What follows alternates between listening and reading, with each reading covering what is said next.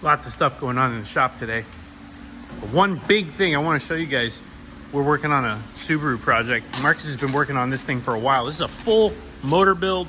We've got a ton of stuff going on this, and there are Cobb boxes everywhere. In case you guys didn't know, we are authorized Cobb dealers and tuners. Got the banner on the wall. You can check us out on their website. Oh my God, look, they even sent a big old banner sticker. That's cool. They usually don't do that unless you get something really good. Well, we got a lot of good stuff. As you can see, just tons of Cobb boxes everywhere. And license plate frame, all this good stuff too. Great. You know, as far as the Subaru stuff goes, Cobb's been in the game since the 90s. They know what's up with this, and we trust them. So we get all of their parts. We like to make sure that the parts are all matching and they go together well, and Cobb does a phenomenal job of doing that. So as Marcus gets this car finished, we're going to be putting on the dyno. You're going to see some more of it. This is going to be a pretty decent amount of power coming out of this car, especially for a Subaru. As you know, these cars, these motors, usually they don't like to make much more than 400 horsepower. But if you build them right, you can see 500-600 horsepower plus. So stay tuned as we get a little bit deeper on that. But man, we got a lot of boxes to go through and a lot of parts to get on this car. Look at that intercooler. Oh yeah. Look at that.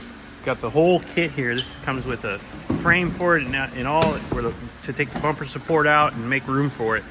This is the front mount. As you know, these cars are top mount intercoolers from the factory. So all the piping comes with it. Everything's super nice, powder coated, finished, blow off valves, you name it, everything with it. So this is quality stuff, guys. Well, this video was supposed to be me plotting around on this old 102 that we just got. But, you know, it's not always roses and peaches, and we got some problems. I didn't want to have to get to this point. I like fixing stuff really fast and just getting things done. But I figured I would show you guys that sometimes it doesn't go good. So it's not the worst. But first of all, the gas tank's leaking, which is a common problem for these. It's old, 1966. It's got a bunch of patchwork done to it. Someone's put putty all over it trying to fix it. Obviously, this is just a rusted hunk, I'm sure. But I'm going to give it a shot. I think I might try and take this over to Tommy the painter, and we'll see if he can. I know he's got some tricks for sealing up gas tanks, so I might hand it to him. I put a little bigger battery in it because the battery that was in it was a motorcycle battery, and this is obviously not a motorcycle. So we put this garden tractor battery in instead, and we're gonna do a couple of things to it also before we try and get her running again. But I'll tell you what happened. So I tried to start it up, and the starter is just not having it. This starter is just checking out. I took the starter apart. It's got some bad bearings. It's got some bad electrical inside. There's some problems with it. I went ahead and just ordered another starter, just all together. So we'll get something else on there. I don't want to mess with that. Starting is one of my biggest peeves. Between batteries and starters. A good starter and a good battery make life so much better. So, got another starter coming. I tried putting more grounds and making the wiring nice and everything, and it didn't help at all. So, for sure, it's the starter. Also, whoever had this before replaced this ignition coil, and they put on a non-resisted coil. So this one doesn't have an internal resistor, and you have to have an external resistor for this in order to save this from burning up your points. These old ignition systems use a points. I know a lot of you guys don't know about that, but it's under this cover. It's basically two little metallic points that move as the motor turns to allow spark to build up and fire off to the coil. It makes the coil fire. So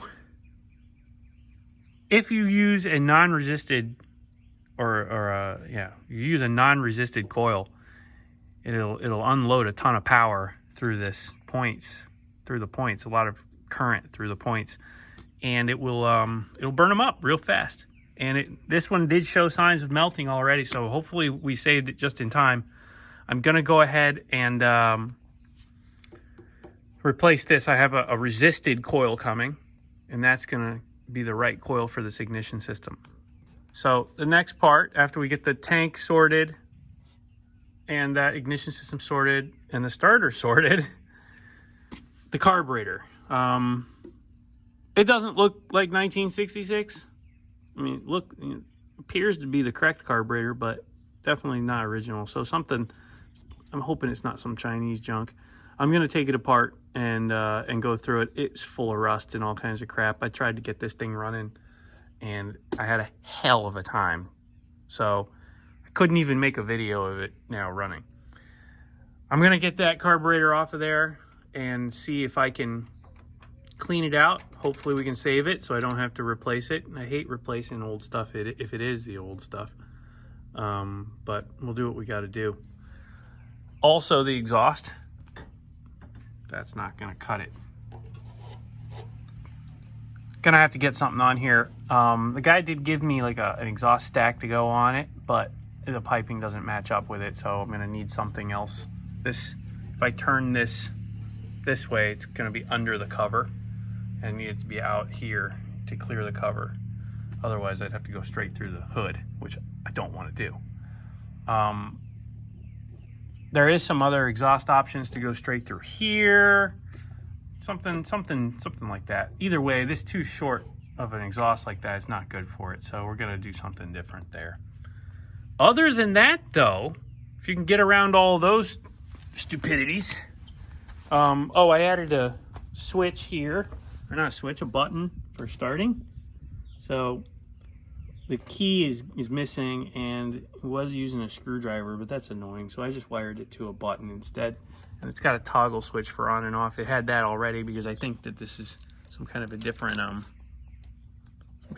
switch. So I'm not too familiar with these old tractors, I'll be honest with you. But I'm learning because it's different for me, and I'm really into all kinds of different stuff. So stay tuned. I'm not giving up, clearly.